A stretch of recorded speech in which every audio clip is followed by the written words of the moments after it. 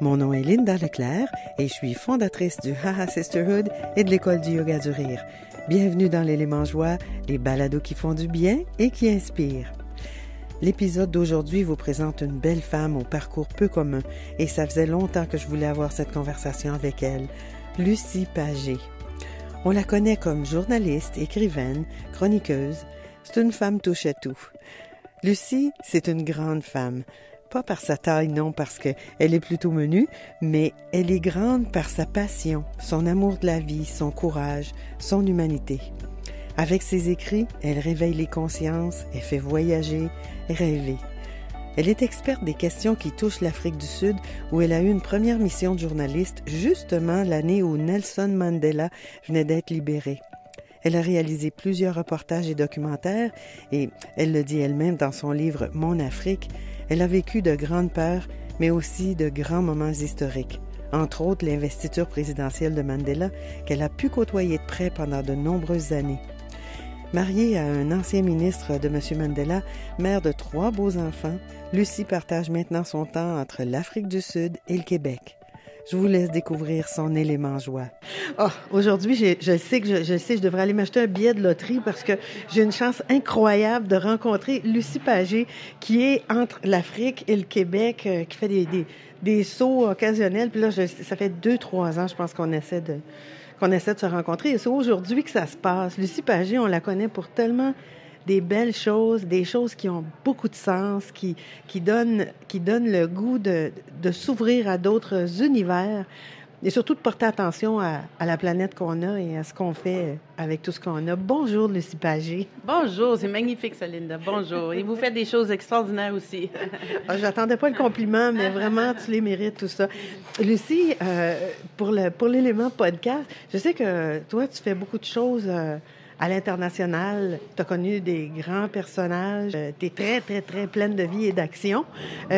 Toi, quand ça... Puis là, en plus, je sais que de ce temps-ci, ton horaire est assez effréné. C'est le bon mot. Hein? Lucie me disait qu'elle fait un salon du livre, elle a plusieurs séances de signature à gauche, à droite, puis après ça, elle retourne en Afrique. Donc, toi, quand ça se bouscule autour de toi, qu'est-ce que tu fais pour t'aider à te recentrer ou à rester zen dans tes moments de... Ben, avant, quand je comprenais pas la vie, je prenais des pilules. Maintenant que je comprends la vie, je médite. Alors, il y a quelque chose, moi, qui a changé ma vie, je suis allée, mon premier Vipassana, c'est une méditation silencieuse. Première fois, je l'ai faite en Inde, après ça, je l'ai fait en Afrique du Sud. Il y a un centre au Québec, il y a 120 centres dans le monde qui, on t'enseigne que le bonheur, le calme, le silence, la paix, c'est pas à l'extérieur de nous, c'est pas au magasin, c'est pas dans une pilule, c'est pas dans un verre, c'est pas dans un joint, c'est dans soi. Et j'ai appris à faire ça. Donc, je souffrais d'anxiété avant. Parfois encore aussi, je vais m'isoler et je fais une méditation Vipassana. Si c'est très sérieux, je vais m'isoler complètement en silence et je vais faire une méditation 5, 10, 15 minutes. Puis sinon, je fais de la méditation pleine conscience. J'en fais souvent en marchant, en parlant, pas en parlant, mais en mangeant, faisant vaisselle. Donc, la méditation, pour moi, c'est un outil, c'est une arme. C'est une arme. Donc, ça veut dire que quand tu es, par exemple, en train de manger, pour faire ta méditation, c'est quoi? C'est de porter attention aux aliments que tu mets dans ta bouche, leur saveur? Non, pas du tout. C'est rien à l'extérieur de nous. Tout se passe à l'intérieur de nous. C'est sur la respiration.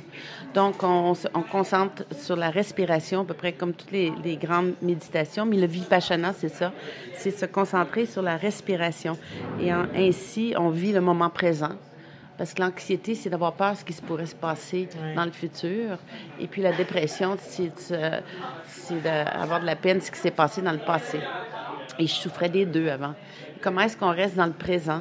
Et que tu sois juif ou musulman ou catholique ou athée, blanc, noir, femme, homme, riche ou pauvre, tout le monde respire. Oui. Donc, les Vipassana, c'est des gens de partout et c'est basé sur la respiration. Et quand on sent qu'on perd les pédales, qu'est-ce qu'on fait? On va essayer de rechercher sa respiration juste sous le nez. Ça nous ramène à l'instant présent. Ils font ça aussi avec des enfants à l'école pour empêcher l'intimidation, les excès de colère, et ça fonctionne. Un enfant qui va faire cette sorte de méditation-là pendant 5 minutes, il n'ira pas taper sur l'autre. En fait, c'est prouvé aussi scientifiquement par Harvard que la méditation a des effets bénéfiques et guérit aussi. Pas juste soulage, mais guérit. Donc, la méditation, c'est un outil gratuit vers la paix et le bonheur.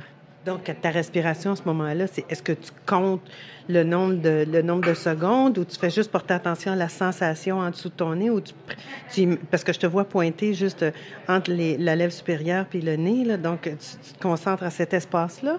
Oui, c'est juste réaliser qu'on respire. Puis une fois qu'on sent la respiration sous son nez, si on pousse un peu plus loin, le vipassana, c'est ce que ça veut dire aussi, c'est que chaque centimètre de la peau, on l'analyse pour voir si on a des sensations. Pourquoi est-ce qu'on fait pas ça? Mais là, je ne vais pas donner un cours de vipassana. C'est que les émotions négatives comme positives, c'est des sensations. Il faut les observer au lieu de réagir. Il faut agir au lieu de réagir. Et en observant, on prend une distance. C'est de prendre une distance avec ce qui se passe, avec ce qui nous peine et de retrouver, se recentrer. Et puis, on peut faire ça n'importe où, même dans une foule. Ouais. Même en écoutant Trump aux nouvelles. Quoique ma télé est allée en bas du balcon. Il y a bien des personnes qui ont leur télé en bas du balcon.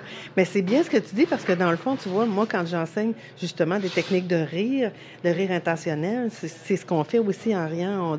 On donne un espace entre la situation puis nous-mêmes. Donc, l'émotion, l'événement a moins d'emprise sur nous. Donc, en même temps, ta respiration te permet de faire ça. Donc, toi, c'est ton truc quand tu veux te ramener puis revenir au calme.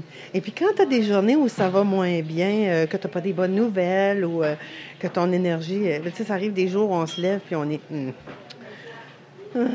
ça va être long. Ou là, je m'ennuie de mon homme. Ou, qu'est-ce que tu fais pour te remonter le moral un peu ou mettre le cap sur quelque chose qui est plus ludique ou plus joyeux? As-tu quelque chose que tu fais, toi? Je te vois sourire. Hein? La méditation. Non, ça aussi. Oui, la méditation, c'est quelque chose pour retrouver son calme et sa paix et son bonheur. Mais non, qu'est-ce que je fais? Je fais beaucoup de piano tous les jours. Et j'enseigne le piano aussi. Et j'enseigne le piano à des enfants qui ont des besoins particuliers. Je fais ça de façon bénévole. C'est ma façon de redonner à l'humanité. En Afrique du Sud, j'enseigne le piano à des enfants qui ont des besoins ou non. Je ne charge rien. J'ai gardé un élève pendant que je suis au Québec. Je le fais par Skype. Mais le piano, pour moi, la musique est quelque chose d'extrêmement bénéfique et c'est prouvé aussi que la musique aide quiconque et c'est important que les enfants à l'école puissent en faire pour toute la durée du primaire. La musique est l'art. Puis quand on a des gouvernements qui coupent là-dedans, c'est qu'ils n'ont rien compris. Parce que la musique et l'art développent l'âme holistiquement. Et c'est pas qu'ils deviennent un peintre ou un artiste ou un sculpteur, c'est pour qu'ils deviennent une meilleure personne. Pour que cet enfant-là devienne un meilleur médecin ou avocat ou concierge ou journaliste ou whatever. Plus complet. Plus complet. Et c'est ce que ça fait, la musique. Et je le sens, moi, quand j'ai une décision à prendre, puis je suis mêlée, quand je pleure, puis je veux me ressaisir, quand il y a un moment, quand c'est une mauvaise journée, je m'assois à mon piano pendant 5 ou 10 minutes et ça s'est dissipé. Je fais un peu de méditation, puis faut se forcer pour se remettre sur les rails. Ouais. Évidemment, parfois, j'ai pas de piano. Alors, je vais m'imaginer un piano, puis je vais me jouer sur la cuisse. Ah. Mais c'est la visualisation et l'imagination. Moi, j'ai vu des changements extraordinaires chez des enfants après 6 mois de piano. Fait que la musique, ou même écouter la musique. Chanter. Alors, la musique, même Nelson Mandela, il dit qu'il serait mort sans la musique. Desmond Tutu dit que la vie serait grise sans la musique.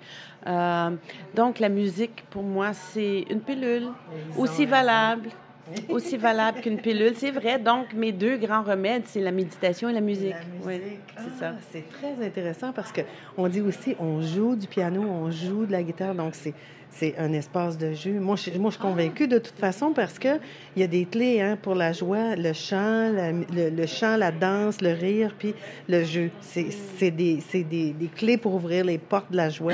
Donc, tu fais de la musique, mais tu chantes en même temps parce que c'est notre être, finalement, qui est en train de chanter quand on fait de la musique. C'est magnifique. Oui, bien, c'est ça. Ah, ben écoute, je te souhaite un retour en Afrique vraiment lumineux et vraiment zen et de la prospérité là-bas. Est-ce que je peux juste ajouter une petite chose? Étant en Occident, on parle de méditation, de musique, on parle de joie et de bonheur, on parle de la société qui va passablement mal. Je me suis aperçue à voyager partout sur la planète que quand on est malade, par exemple, en Occident, on traite la maladie. Ailleurs, en Asie, en Afrique, on traite la personne. Et c'est tellement holistique. Puis j'ai mon mari qui avait un gros problème de genou, puis qu'on donnait de l'acupuncture dans le genou, des pilules pour le genou. Puis en fin de compte, le problème était dans son cou. Puis ils ont fait l'ostéopathie en 2-3, puis il avait plus mal au genou. Donc c'est une preuve pour dire le mal-être ou le bonheur ou la joie, c'est pas une pilule, c'est pas quelque chose à part. Ça fait partie de nous, de toutes les cellules de nos corps. Puis c'est ce qu'il faut, je pense, apprendre à voir les gens de façon holistique. On fait tous partie d'un nous. Il n'y a pas de eux et de nous. C'est nous. C'est notre bonheur. Il faut s'entraider. Et le message qu'il faut passer, c'est que c'est à l'intérieur de nous la réponse, pas à l'extérieur. C'est vrai. Ah, c'est un bien beau message. Je te remercie, Lucie, d'avoir ajouté cette virgule-là. Elle est très, très, très pertinente. De toute façon, c'est ce que j'encourage les gens à faire. Arrêter de chercher à l'extérieur, c'est à l'intérieur de chacun de nous. Un grand merci, Lucie, d'avoir pris ce temps-là avec moi. Merci. Et continue à faire ce que tu fais, c'est tellement important. Et toi aussi. OK.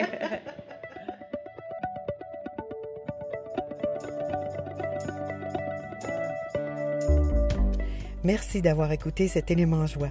Pour en savoir plus sur les activités, événements et programmes de l'École du yoga du rire, visitez le www.yogadurire.com et pour la communauté de femmes, le www.hahasisterhood.com.